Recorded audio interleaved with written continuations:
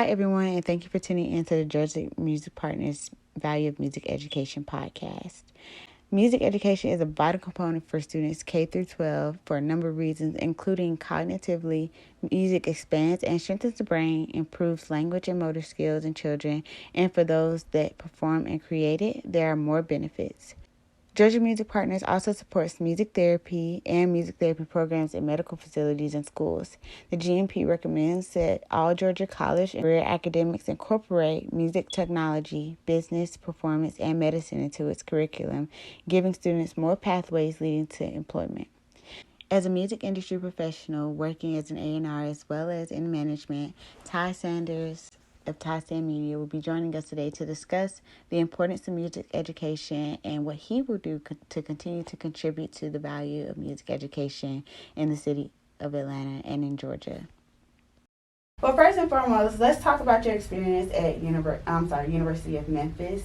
Where did it start for you as far as you going into school? Were you always considering music as an option, or was it strictly just business administration? Well, it's funny because I never wanted to pursue music. Right. I started just, graduating from high school, wanted to go to college, and my goal originally my major was English, because I like to write. So my first heading going into college was like, I want to get a degree in English or writing or poetry or something like that. And then as I started working and going to school, I changed my major to business.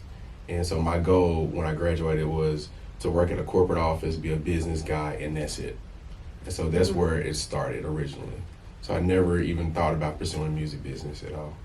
So I remember you telling the story of when you were with your friends and you guys were in this little basement situation and they had this contract that they were trying to do with music. Talk to us about what your your business administration education taught you in order to prevent them from signing a deal that would have saved their life. Yeah, it's actually funny because while I was taking I can't speak. It's okay.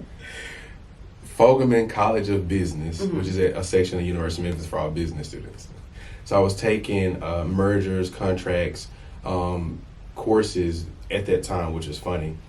And my best friend had a studio in his basement, and he wanted me to come manage the studio. And again, I was a business major. I just wanted to do business. I didn't want to do anything around music. But I went downstairs just to see what they were doing because I was nosy. And there was a guy that was signing an exclusive contract for my best friend's studio.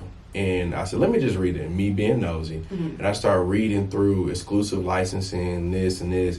And it was like some of the terms I was learning in college, there was no way out for my friends. And so I ripped the contract up and I said, dude, I don't know who you are, but you got to get out of here. My friends are not signing it.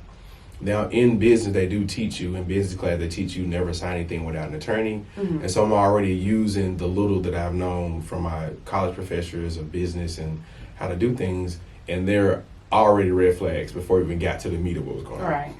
Long story short, I kicked the guy out of there, and I started teaching them and coaching them based on what I learned in some of my college courses on how to conduct business, how to set up a real business, licensing, getting your business license for, state of Tennessee, all this kind of stuff. And what changed my life, the DJ was like, I don't know you, but you look like money. And I never forgot that in my head. So next semester, I started taking music publishing classes. I started taking music theory classes.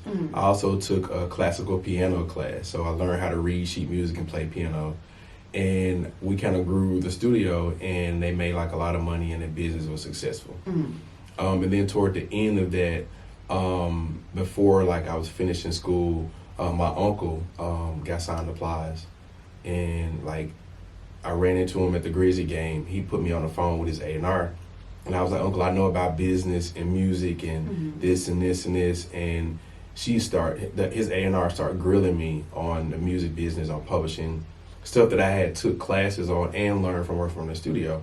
And they put me on the spot as an intern. And I worked with Plies and his organization for 4 years. In the last couple of years, they started paying me. And I worked on Plies' 3 albums that went gold, which was amazing. Yeah. Yes, that's more than amazing. That's top tier. So, could you tell me if there's any difference in music industry professionals that have been to school to study music and who haven't been to school to study? Yeah, there's a huge difference, and it also depends on your position, on like what you're doing in music. So, if like you're a producer, if you're a singer, you're a writer, or you want to become a music executive. All that stems behind some type of education, whether it comes from high school, college, or being trained or getting a specific trade. So, if you are wanting to be a producer, obviously you taking music courses or learn to read sheet music or learn the music theory will help you out on the production side. Mm-hmm. If you're a business guy or want to be an A&R like me, then you need to learn like purchase orders, invoices, how to conduct business. Sales is a big part of the music industry. So it kind of depends on what you want to do. But in any case, there's some form of education, whether it be like formal education or it be interning or understudying with a high-level professional. Mm-hmm. Most huge music people have huge backgrounds in music starting from high school. Look at Pharrell, for instance. He was in the band. He played, 5, 6 different instruments. Look at Prince. Mm-hmm. He played in his high school band and probably college and other stuff. And you see the high-level people in the industry have a huge background or extensive working knowledge of what they're doing at that point. So, yeah, I know it's important. So even for artists, you would suggest that they have some form of music education, because a lot of artists now, they just kind of wake up one day and say that that's something that they want to do. So what would you advise artists to do when they're stepping into a room, especially because a lot of artists don't know about split sheets, Mm-hmm. they don't know about any copyright laws. How do you encourage artists, one, and how do you also advise them to study their craft outside of just writing the song? Yeah, I think the biggest thing is that most artists, they first and foremost they turn into creatives, Mm-hmm. but they forget the business piece. And a lot of times with like some of the huge artists, once you start making millions and millions of dollars, you need a background in business or understand how money moves. Even with me, as I was going through school, I also got a job at a bank. So I wanted to learn how money flowed. And so I was taught like high level on how to move money, transactions, wires, stuff like that. If you're an artist, I feel like you should have some type of business background or understand the at least a little bit of the music business that you're in. Because you gotta remember, this is a job. And I think if you're a newer artist, yeah, you can rap, you can sing, but if you don't understand the job that you're in, first and foremost, you gotta understand the business. So when most people go get hired at a job, the first thing they ask is, how am I getting paid and when am I getting paid? And how does that work? They understand the protocol through HR at a company. So same thing with you as an artist. You have to understand that same protocol and how the business works that you're getting into, because this is a job. Mm-hmm. And so I always encourage artists to at least take some college courses on business or intern with somebody or understudy with something that's on the business side outside of creative. Right. That way when you hire like accountants or you hire business people, you understand what you're getting into, so you can have those real talks with them and understand like some of the lingo when you're in some of these board meetings and executive rooms when you're signing your deals versus you blindly signing something and depending on somebody else who did have a formal education to do the work for you. You're going to pay them more for their education. Right. Because a lot of artists, they get into these deals and they get stuck in them and they don't make any money afterwards. And they also don't know how to manage their money while they're in it too. So definitely a big deal for them to understand those contracts and have somebody else who also understands those contracts. Absolutely. And you at least need to know a little bit of it. You don't have to know the whole piece, but if somebody's talking to you about split sheets or publishing or a cure period in a contract, you should be able to look at a contract, whether you're educated or not, and see if there's a cure period in there. And if you don't even know that, you already are in trouble. So going back to our students that are in the K through 12 level, do you think that the government should somewhat support or fund more into the arts programs, such as like actual arts where they're painting and drawing and they're studying music, things of that nature? Yeah, I actually feel strongly about that. You also got to realize K through 12, and again, I'm not an expert on this, but that's when some of our young adults have the sharpest minds and they absorb more than we can as adults. And so I think we do need funding to educate and get back into social sciences and music, arts, and entertainment, stuff like that early on.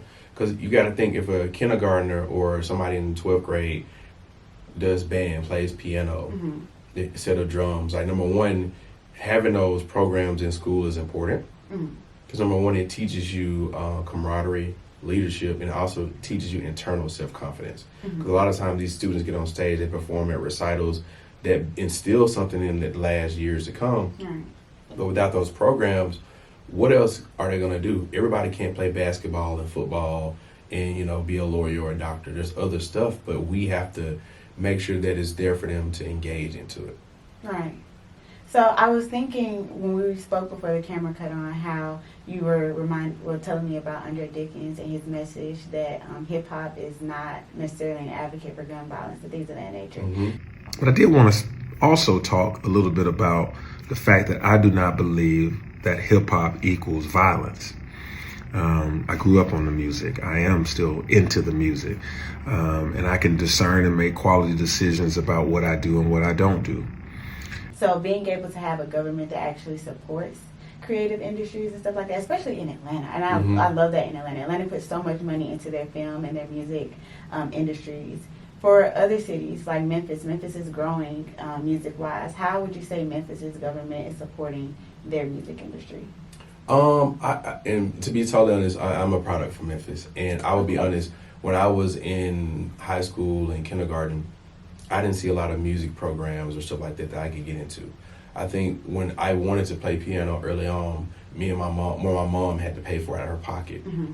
And that's how I started taking, piano classes, and we couldn't afford it, so I stopped. Mm-hmm. And then I took it with a formal education through college that was paid for. Mm-hmm. There's a big difference. So you got to think too, at an early age, if I had the opportunity when I was in Memphis for funded programs that I could take piano classes or whatever, that would have helped me out early on when I was younger.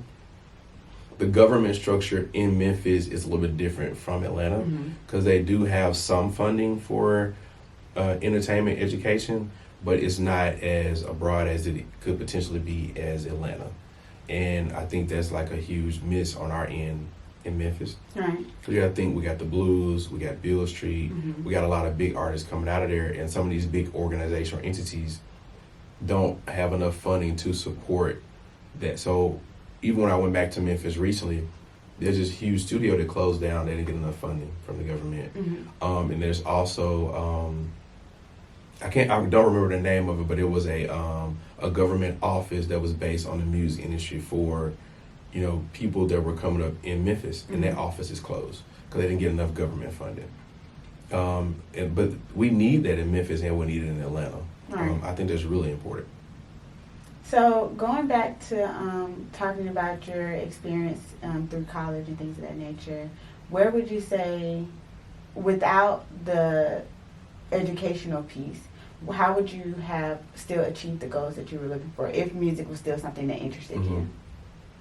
That's a good question. For people who don't have access to education. I would tell you, one, you have to be aggressive.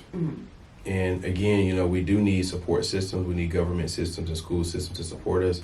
But one thing I've learned in my career is that if I can't get it from an entity, I'm going to go find it on my own. So sometimes you got to know that the fruit's out there. You got to find books on the music industry, find books on publishing.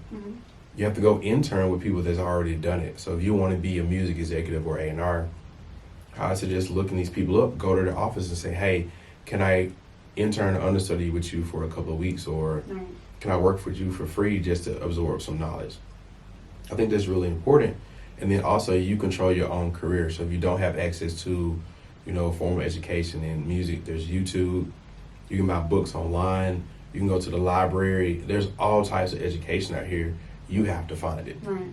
I think it is easier when it's already in school and at a place where you're already at. But if it's not, even me currently, there's a lot of books that I read and I teach myself on practical stuff that's still going on because music changes. I buy a new book on the industry like every other month. But that's me self-instilling the education that I already had because college teaches you how to find information. And that's one thing that I carry with me after school is like, all right, I know, go to the library, look up books. If I can't find something, I'm looking up who wrote it, where it came from, looking up the references and finding them and following up. So I think that's important. You got to find information yourself. It's out there at this point.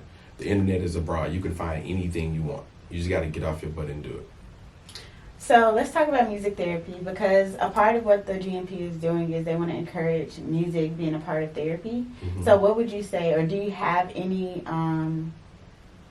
awareness of music therapy and the capability that it has for students?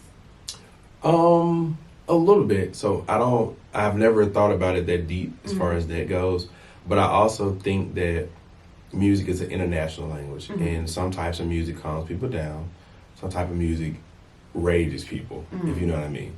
And so I'm pretty sure music for me, is a therapy that I never noticed, but I know when I go home and I shut off my day, I play like calm and chill music. I play jazz, some blues, Jasmine Sullivan, R&B stuff that slows my temperament down. Right. If that makes sense. So I feel like there's something there, but I've never thought of any aspects deeper than that of therapy. I know music lowers people's heart rate. All right. I say that. Well, I believe that is all I have for you today. Is there any more information that you want to add on the value of music education and what the GMP could possibly do, or even just anybody could possibly do to continue to fund and support music education in schools from K through 12? Yeah, I would say, again, the biggest thing is you got to remember, if we have to encourage people to get into the arts. There's more than just math and English and science. There are arts that are very important in the schools. I think what I would love to see from different organizations, just like this one, is to actually go to the schools, talk to the principals and teachers and say, hey, how can we help? What do we need for your school? Every school is different. Every student is different. They might have some programs that's working. Some schools might not have any programs. And so I think, number one, we need to help get funding into those schools to get music books, to get pianos, to get recording studios in some of the schools, and bring in other professionals and teach them. And the biggest thing is make sure we keep bands in school. I think that's extremely important. Right. It builds character. It also builds leadership in people outside of just music and education. Because if you're in the band, you follow instruction well. You also work with other teammates well, and that's something that instills you in your job later on in the future, outside of just the musicianship of it within itself. It also builds a sense of pride, where it slows down. I feel somebody comes from a music background in K through 12 and they're busy and they're doing, they got rehearsal and they got band practice. It takes a lot of time for them to do other stuff they have no business doing. Right. And I think we have to start there. So I think it's really important. I think, we really should keep funding some of these projects and go to the schools and find out what they need. Well, one more question. Since we're talking about the GMP and you wanting, what can you do as an individual to support the music education programs in these schools? Me, myself? Yes. That's a great question. I would love to, see, what the GNC is doing. And actually, I would love to sit down with you guys and see how I can help. Sometimes, me as myself, I could go to the schools and mentor students. I could actually bring them to the studio and see what a real studio looks like.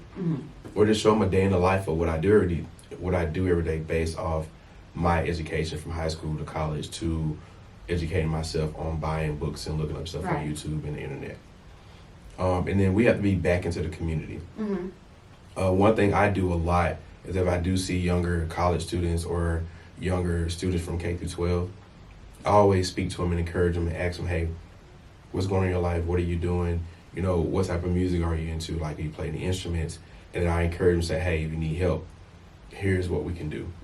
Another cool thing is I actually partner with the Grammy U program, where I mentor some college students that want to get into the music industry, and they shadow me for their semester.